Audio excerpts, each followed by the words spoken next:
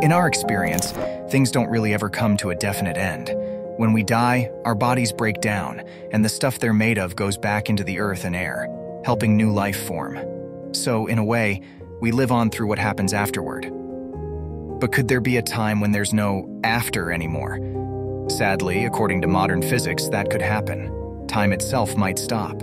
Everything would freeze, and there wouldn't be any more new beginnings or recoveries. The end of time would mean the end of all endings.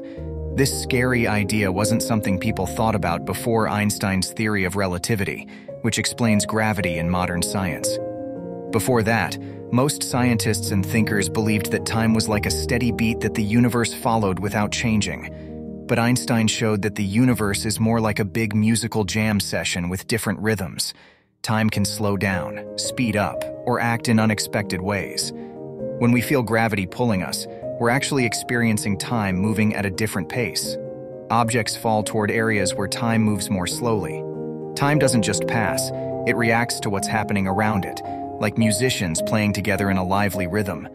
But sometimes things can get chaotic, and time can seem to vanish, like a drummer getting too carried away and burning out.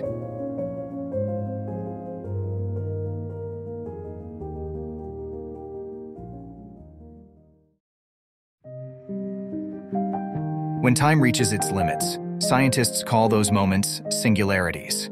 These can mark the start or end of time itself. The most famous singularity is the Big Bang, which happened around 13.7 billion years ago, kicking off the universe and time as we know it. If the universe ever stops expanding and starts collapsing, it could lead to a reverse of the Big Bang called the Big Crunch, where time would stop. However, time doesn't necessarily end everywhere. Inside black holes, according to relativity, time comes to an end while it continues outside in the universe. Black holes are notorious for their destructive nature, but they're even more extreme than commonly thought. If you were to fall into a black hole, not only would you be torn apart, but eventually you'd reach a point called a singularity at the center, where your timeline would cease. There'd be no rebirth from your remains. They wouldn't be recycled. It's like reaching the end of a story, not just facing death but experiencing an existential collapse. Physicists wrestled with the unsettling idea that relativity predicts such a grim fate without any hope of renewal. Even today, they're not entirely sure how to interpret it. Singularities are a major reason why physicists aim to develop a unified theory of physics, blending Einstein's theory with quantum mechanics to create a theory of quantum gravity. Part of this effort is driven by the hope of explaining away singularities. However, this pursuit comes with caution. While the end of time is hard to fathom, the idea of time not ending might be equally puzzling. Before Albert Einstein's contributions, philosophers had long debated whether time could have an end. Immanuel Kant saw it as an antinomy, a concept with arguments on both sides, leaving people uncertain. In philosophical terms, an antinomy refers to a situation where both sides of an argument have seemingly valid and contradictory points, leading to a state of uncertainty. Kant, recognizing the complexity of the concept of time, saw it as a topic that could give rise to conflicting perspectives. On one hand, arguments could be made suggesting that time is infinite and continuous, without any conceivable end. On the other hand, there were compelling arguments proposing that time might have limitations or a conceivable endpoint. Aristotle also grappled with this idea, suggesting that time couldn't have a beginning or an end. Each moment marks both the end of one period and the beginning of another. Every event is both caused by something and leads to something else. So, how could time ever come to a halt? What would stop the last event from leading to another? Moreover, how do you even define the end of time when end itself relies on the concept of time? Oxford philosopher Richard Swinburne argues that it's logically impossible for time to end. But if time is endless, then the universe must exist infinitely, raising complex questions about infinity that philosophers have found challenging to grasp. The acceptance of the Big Bang theory and the discovery of black holes initially seemed to provide answers. They suggested that the universe could face various catastrophic scenarios, from the Big Crunch to the Big Rip, Big Freeze, or Big Break. However, understanding what singularities truly are has become less clear. Lawrence Sklar, a prominent philosopher of physics at the University of Michigan, notes that the physics of singularities remains uncertain and open to interpretation. The very theory that gives rise to these phenomena suggests they might not truly exist. For instance, in the case of the Big Bang singularity, according to relativity theory, all the material that eventually formed every galaxy we observe today was compressed into a single mathematical point, a point with zero size. Similarly, within a black hole, every particle of an unfortunate astronaut, object, is squeezed into an incredibly tiny point. In both scenarios, the calculations lead to dividing by zero volume, resulting in infinity. There are other types of singularities where infinite aspects come into play, although not necessarily infinite density. While modern physicists don't shy away from infinity as much as Aristotle and Kant did, they still see it as a warning sign that their theories might be reaching their limits. Take the standard theory of ray optics taught in school, for example. While it beautifully explains things like eyeglass prescriptions and funhouse mirrors, it predicts that a lens focuses light from a distant source into a single mathematical point, creating a spot of infinite intensity. However, in reality, light focuses on a bullseye pattern, and its intensity, while high, is always finite. This discrepancy arises because light behaves more like a wave than a ray. Similarly, most physicists assume that cosmic singularities actually have a finite, albeit very high, density. They believe that relativity theory fails to fully capture some important aspects of gravity or matter near singularities, which would otherwise keep the density in check. Physicist James B. Hartle of the University of California, Santa Barbara, notes that many would agree that these singularities indicate where the theory breaks down. Understanding what happens in these extreme scenarios requires a more comprehensive theory, namely a quantum theory of gravity. Physicists are still developing such a theory, but they anticipate it will incorporate a fundamental insight from quantum mechanics. That matter, like light, exhibits wave-like properties. These properties should blur the supposed singularity into a small bundle rather than a point, eliminating the mathematical error of dividing by zero. If this holds true, time might not come to an end after all. Physicists debate both sides of the argument. Some believe that time does indeed end. However, this poses a challenge because the known laws of physics operate within time and describe how things move and change. Endpoints of time would require not just a new law of physics, but an entirely different type of law, one that doesn't rely on temporal concepts like motion and change, but instead emphasizes timeless principles such as geometric symmetry. For instance, Brett McInnes of the National University of Singapore proposed an idea based on string theory, a leading contender for a quantum theory of gravity. He suggested that the early universe may have had the shape of a torus, a donut-like structure. Mathematical theorems about tori dictate that it must be perfectly uniform and smooth. However, at a big crunch or black hole singularity, the universe could take on any shape, and the same mathematical principles might not apply. The universe could be extremely irregular. Such a geometric law of physics differs from traditional dynamic laws in a crucial aspect. It lacks symmetry in time. In this scenario, the end wouldn't simply be the beginning played in reverse. Other researchers in the field of quantum gravity believe that time stretches endlessly, without a beginning or an end. They see the Big Bang as merely a significant transition in the ongoing life of the universe. According to this perspective, the universe might have started contracting in a big crunch before rebounding when the density became too high, a phenomenon known as a big bounce. Traces of this prehistoric era might still exist today. Similarly, they suggest that the singular bundle at the core of a black hole might behave like a miniature star, boiling and bubbling. If you were to fall into a black hole, while it would be a painful end, your timeline might not cease entirely. Instead, your particles would enter the bundle, leaving a distinct mark that future observers might detect in the faint light emitted by the black hole. By proposing that time continues indefinitely, proponents of this view avoid the need for speculation about a new type of physical law. However, they encounter their own challenges. For example, the universe tends to become increasingly disordered over time. If it has existed forever, why isn't it completely chaotic by now? Additionally, how could the light carrying your imprint escape the intense gravitational pull of a black hole? The struggle with paradoxes in understanding time is not unique to physicists.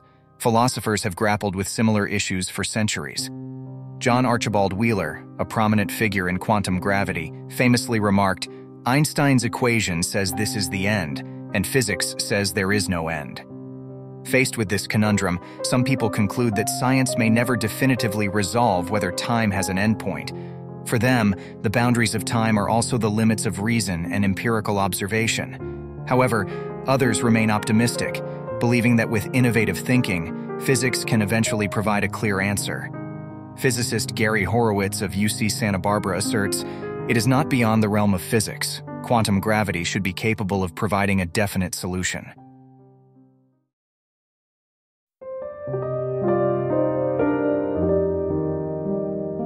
As physicists and philosophers grapple with the concept of the end of time, many draw parallels with the end of life itself.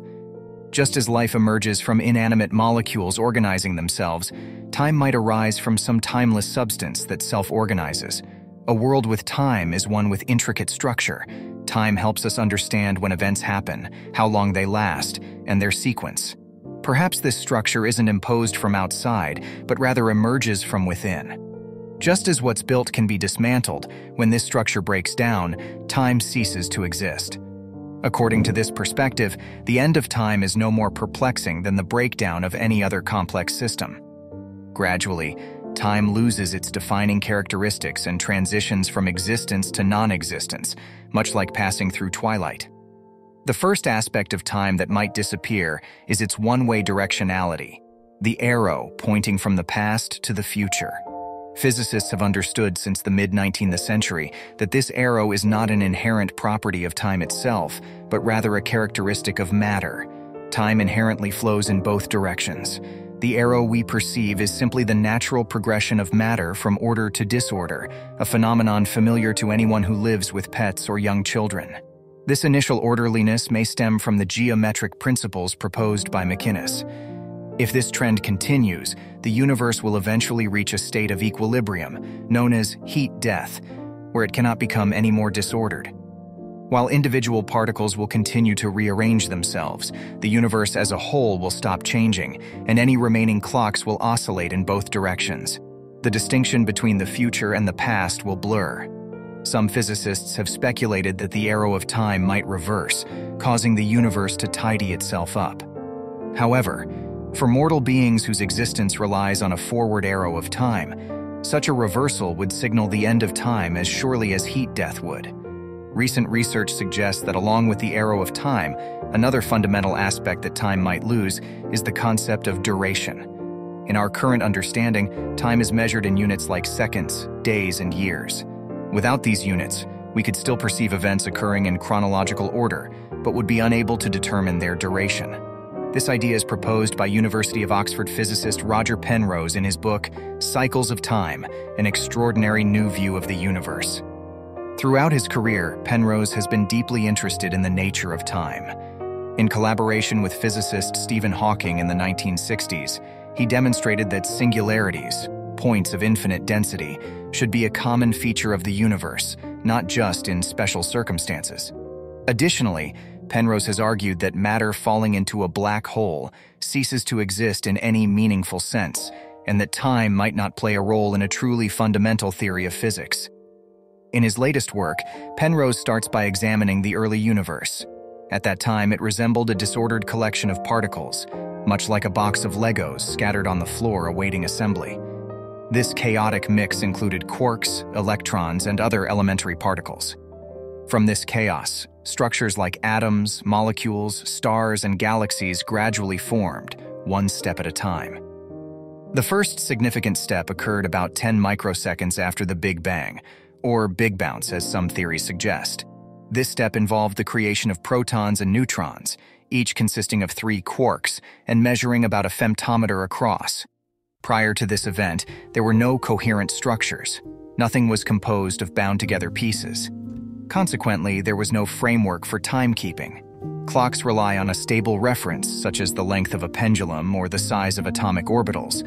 However, at this early stage, no such reference existed. While clumps of particles may have temporarily formed, they lacked a fixed size and thus couldn't serve as a reliable time reference. Even individual quarks and electrons, the building blocks of matter, have no discernible size when closely examined. They appear as mere points to particle physicists. The only attribute resembling size is their Compton wavelength, which determines the scale of quantum effects and is inversely related to mass. However, even this rudimentary scale was absent before a time of about 10 picoseconds after the Big Bang, when the process responsible for imparting mass had yet to occur. There's no way to keep track of time, Penrose explains. Without anything capable of marking regular time intervals, whether an attosecond or a femtosecond passes makes no difference to particles in the primordial soup. Penrose suggests that this scenario not only characterizes the distant past, but also the distant future. Even after all the stars have faded away, the universe will be left with a bleak mixture of black holes and free particles. Eventually, even the black holes will decay, leaving only the particles behind. Most of these particles will be massless, like photons, rendering the construction of clocks impossible once again. In alternative scenarios where the universe ends in events like a big crunch, clocks wouldn't fare any better. You might think that duration would still exist conceptually, even if it couldn't be measured. However, researchers question whether a quantity that cannot be measured, even in theory, truly exists. To them, the inability to build a clock suggests that time itself has lost one of its defining features. If time is what is measured on a clock and there are no clocks, then there is no time, says philosopher of physics Henrik Zinkernagel of the University of Granada in Spain, who has also investigated the disappearance of time in the early universe.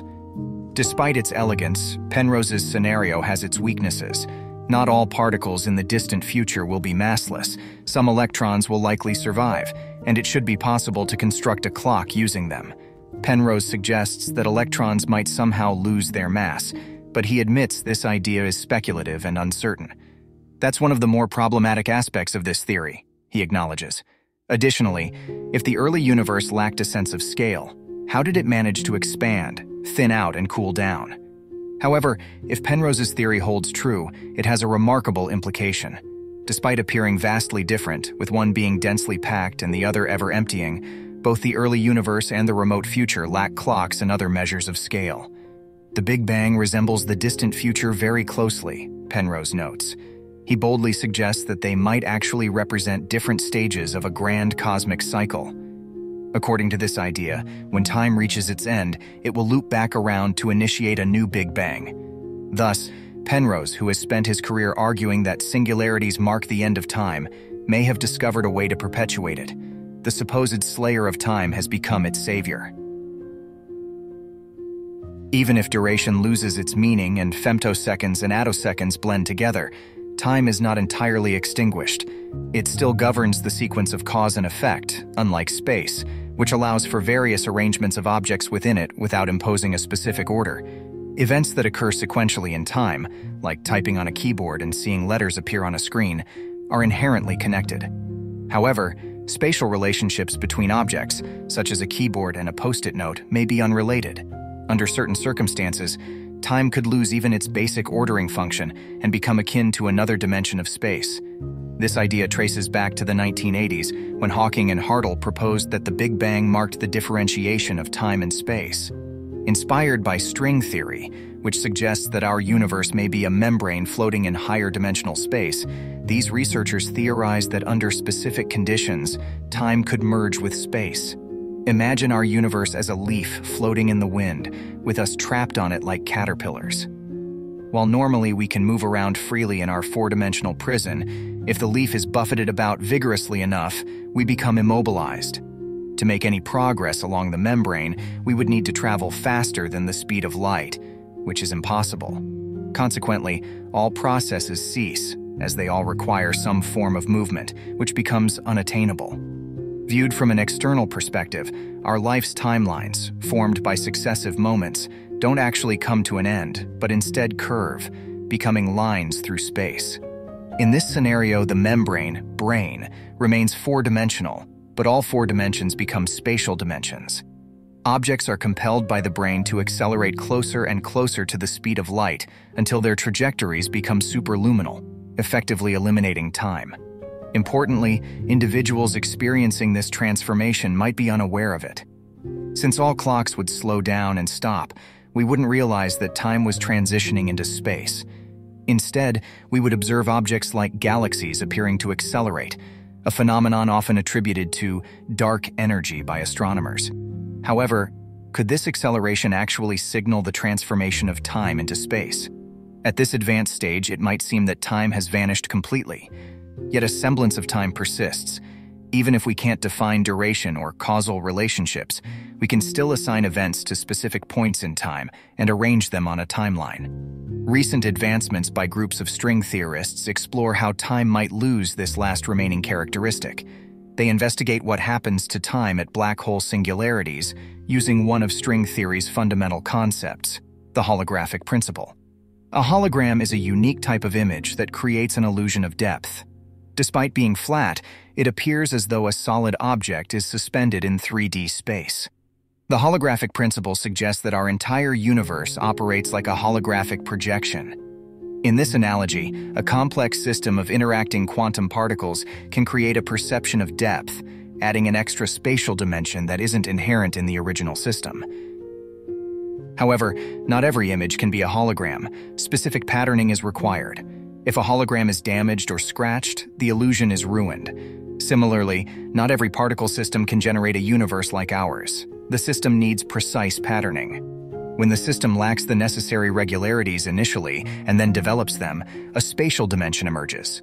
Conversely, if the system loses its orderliness, the dimension disappears. Consider the collapse of a star into a black hole. While the star appears three-dimensional to us, it corresponds to a pattern in some 2D particle system. As the star's gravity increases, the corresponding flat system vibrates more intensely. When a singularity forms, order breaks down entirely. This process is akin to the melting of an ice cube. The orderly arrangement of water molecules transforms into the chaotic disarray of a liquid. Hence, the third dimension essentially dissolves away. As the spatial dimension melts away, time follows suit.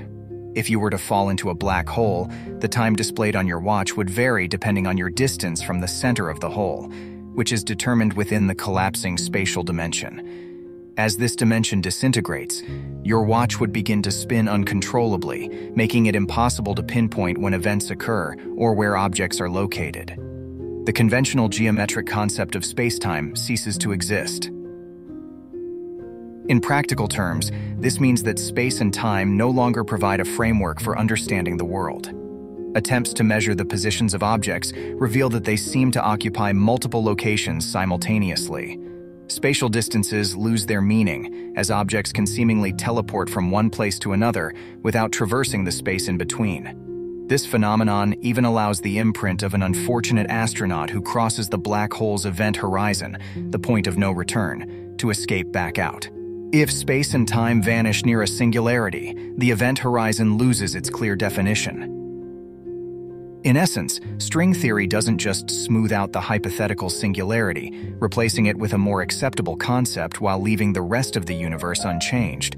Instead, it reveals a broader breakdown of the ideas of space and time, whose effects extend far beyond the singularity itself.